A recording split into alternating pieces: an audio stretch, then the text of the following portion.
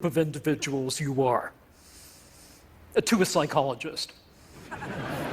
I've had the opportunity over the last couple of days of listening in on some of your conversations and watching you interact with each other, and I think it's fair to say already that there are 47 people in this audience at this moment displaying psychological symptoms I would like to discuss today.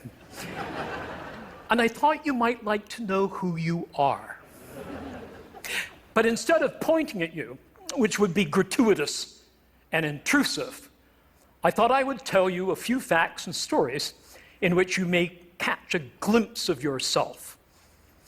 I'm in the field of research known as personality psychology, which is part of a larger personality science which spans the full spectrum from neurons to narratives. And what we try to do, in our own way, is to make sense of how each of us, each of you, is in certain respects like all other people, like some other people, and like no other person. Now, already you may be saying of yourself, I'm not intriguing. I am the 46th most boring person in the Western Hemisphere.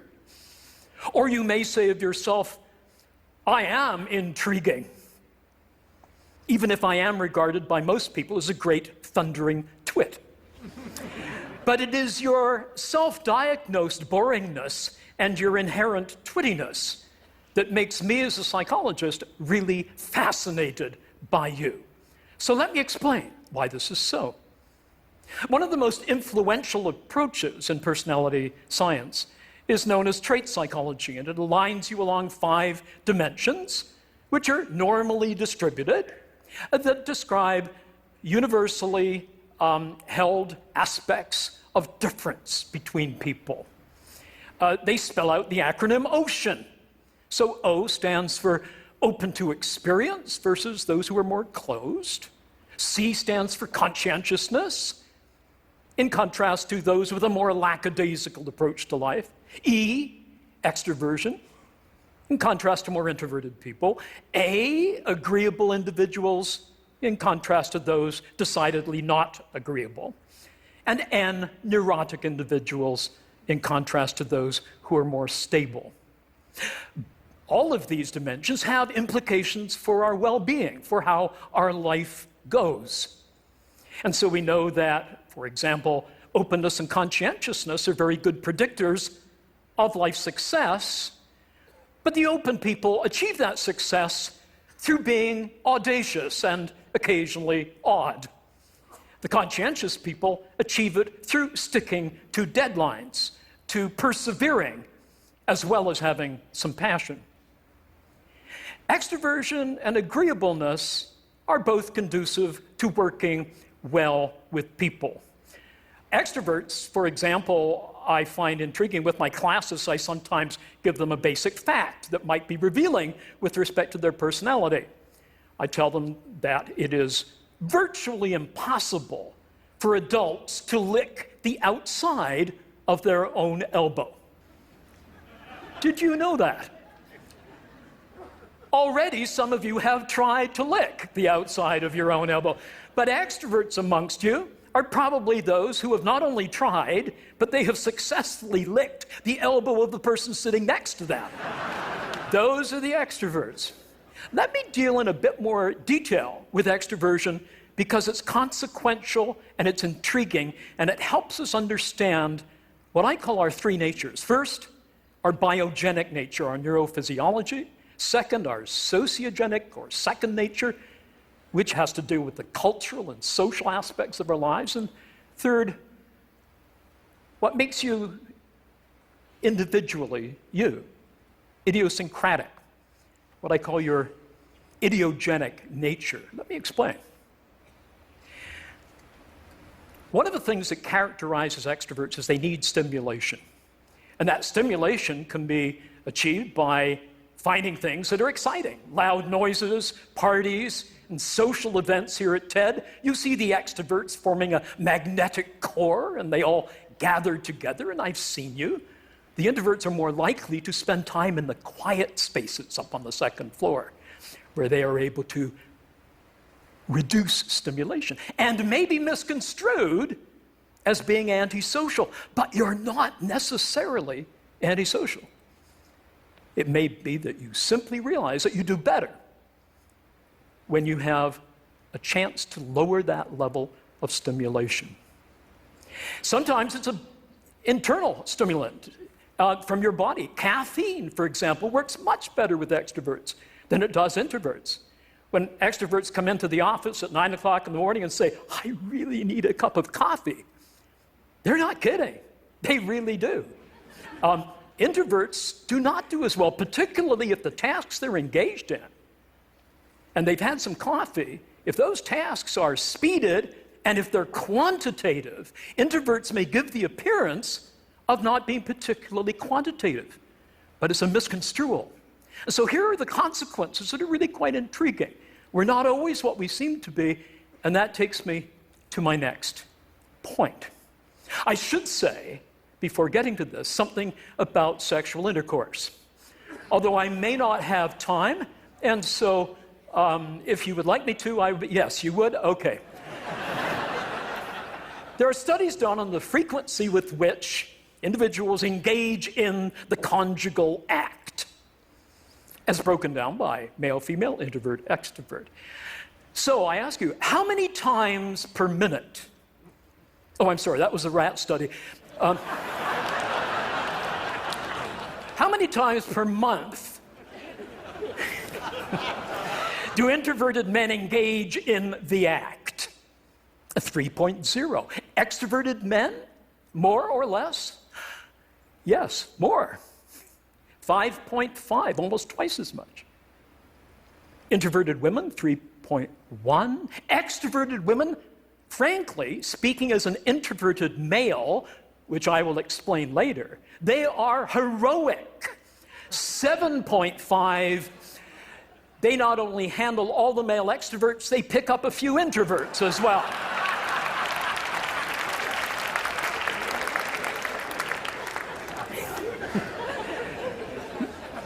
We communicate differently, extroverts and introverts. Extroverts, when they interact, want to have lots of social encounter punctuated by closeness. They like to stand close for comfortable communication. They like to have a lot of eye contact or mutual gaze. We found in some research that they use more diminutive terms when they meet somebody. So when an extrovert meets Charles, it rapidly becomes Charlie, and then Chuck, and then Chuckles baby. Whereas for introverts, it remains Charles until he has given a pass to be more intimate by the person he's talking to. We speak differently. Extroverts prefer black and white, concrete, simple language. Introverts prefer, and I must again tell you, that I am as extreme an introvert as you could possibly imagine. We speak differently. We prefer contextually complex, contingent, weasel word sentences, more or less, as it were, not to put too fine a point upon it, like that. When we talk, we sometimes talk past each other. I had a consulting contract I shared with a colleague who is as different from me as two people can possibly be. First, his name is Tom. Mine isn't. Secondly, he's 6'5". I have a tendency not to be. And thirdly, he's as extroverted a person as you could find. I am seriously introverted. I overload so much I can't even have a cup of coffee after 3 in the afternoon and expect to sleep in the evening. We had seconded to this project a fellow called Michael. And Michael almost brought the project to a crashing halt. So the person who seconded him asked Tom and me, "What do you make of Michael?" Well, I'll tell you what Tom said in a minute. He spoke in classic extrovertese. And here is how extroverted ears heard what I said, which is actually pretty accurate. I said, well, Michael does have a tendency at times of behaving in a way that some of us might see as perhaps more assertive than is normally called for. Tom rolled his eyes and he said, Brian, that's what I said. He's an asshole.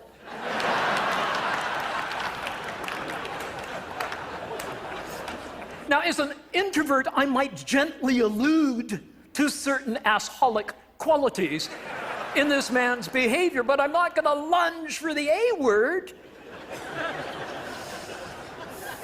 But the extrovert says if he walks like one, if he talks like one, I call him one, and we go past each other.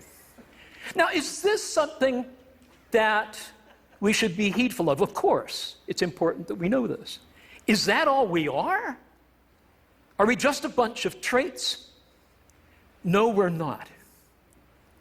Remember, you're like some other people and like no other person. How about that idiosyncratic you? As Elizabeth or as George, you may share your extroversion or your neuroticism.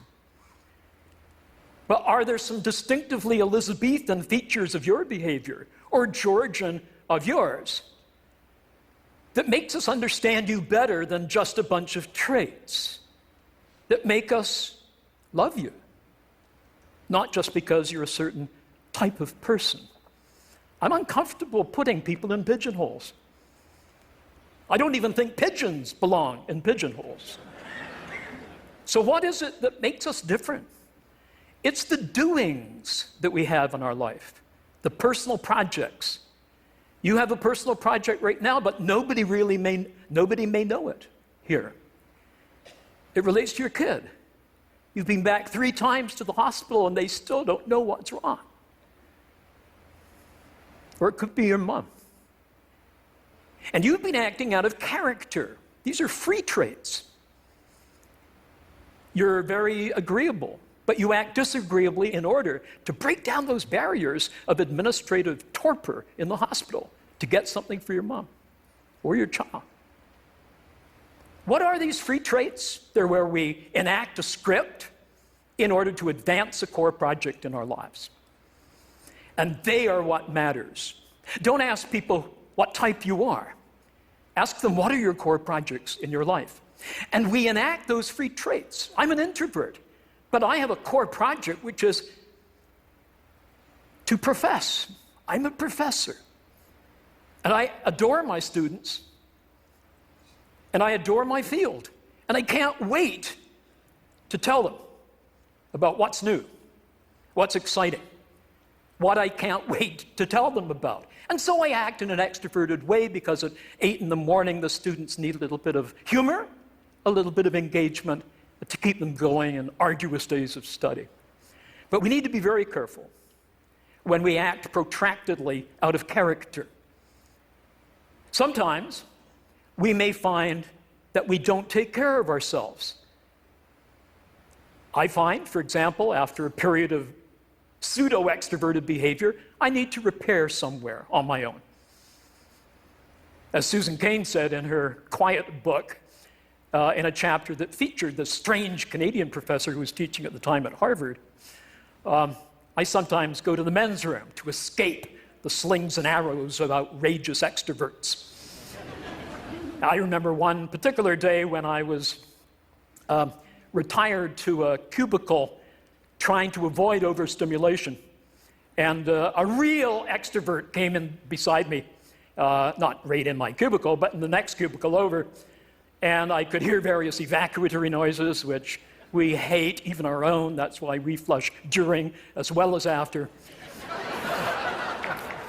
And then I heard this gravelly voice saying, "Hey, is that Dr. Little?" If anything is guaranteed to constipate an introvert,